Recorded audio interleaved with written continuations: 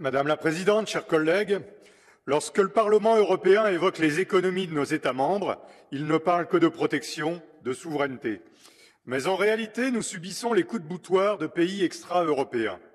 La Commission européenne a affirmé en 2021 sa volonté de renforcer sa protection contre la coercition économique de pays tiers.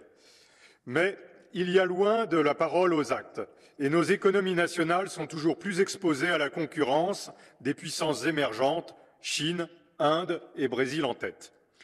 L'action de ces nouveaux acteurs sur la scène économique internationale n'est pas sans incidence pour la France et l'Europe. En mai dernier, je l'ai observé moi-même en Nouvelle-Calédonie, où 3 usines extraient du nickel. Pour rappel, dans le sous-sol français de Calédonie se loge un quart des réserves mondiales de ce métal.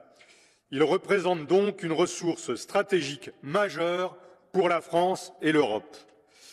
Mais bien que sa demande mondiale devrait quadrupler d'ici 2030, un contexte concurrentiel nouveau met la France face à la Chine, l'Indonésie et les Philippines, productrices d'un nickel au prix plus abordable mais plus polluant.